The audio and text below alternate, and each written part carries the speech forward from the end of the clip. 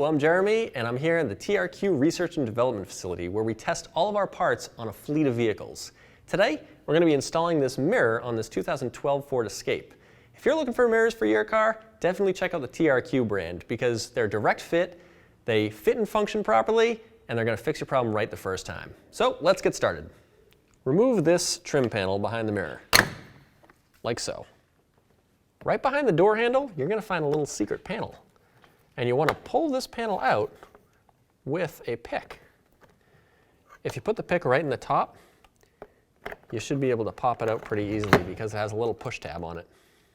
Behind that little secret panel is a T30 bolt, and we're going to remove that with a T30 socket and a 3/8 drive ratchet. There we are. Down here in the pull handle, you're going to find a little rubber cover, and behind it is a Phillips head screw. We're going to remove that Phillips head screw. All right, there it is. Under this panel, there's a tab here and a tab here. We need to pop those out, and hopefully we won't break them. We're going to use a plastic prying tool, like that. There we go. All right, let's take a look. Here's one tab, here's the other. And then we'll need to disconnect the power window switch, so we're going to push this tab down and then slide the connector out,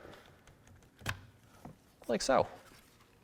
So there's 3 screws on the exterior of the door panel. There's one right here towards the bottom front,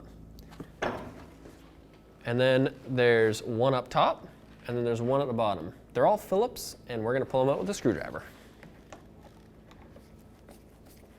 Around the edge of the door panel, you're going to find some push pins, and they're all along the interior of this panel. So what we're going to do is we're going to take our door panel removal tool, and we're going to slide it up behind the door panel and pry, and hopefully it'll pop the door panel loose.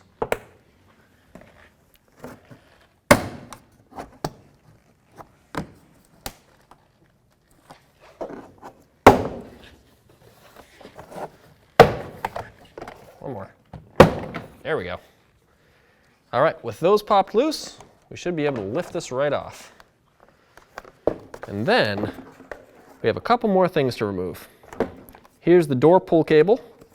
So we're just going to pull this out of its little happy home here. And then lift up. That releases that. And then we have this switch, which we push down the tab and pull it out. Now we have the door panel off of the car. All right, so now you're going to pull this connector out by pushing the tab in and pulling it out like that.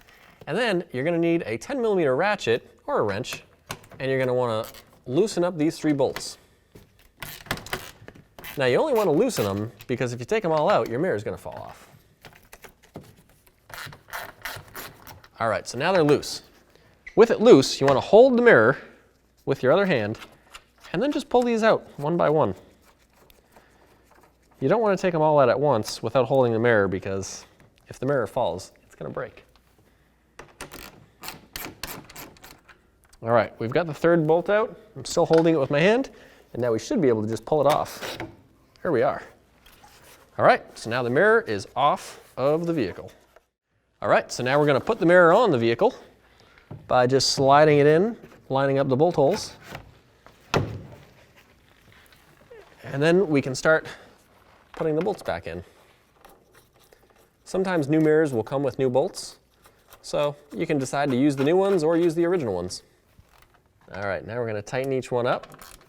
You don't want to tighten them too much because it's easy to snap these bolts off because they're small bolts. So we're just going to use our wrist to just tighten them up a little bit. As soon as you start throwing your elbow into it, you're probably using too much force. All right, so that one's tight, that one's tight, this one's tight. And now we can plug this connector right back in. All right, so now we're going to plug in the door lock switch. We're going to feed the power window switch up through the hole in the door. And then we're going to connect the door pull cable. So first you put it on the cable part, and then you snap the plastic ring right in there. Up top, you need to make sure your door lock goes up through the hole in the door. All right. Now the door panel is in place, and we're going to go around the edge, push all the pins in.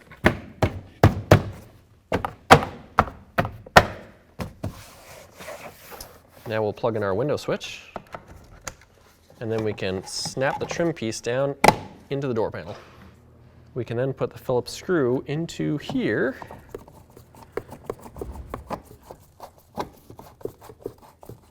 and then we'll cover it over with the trim.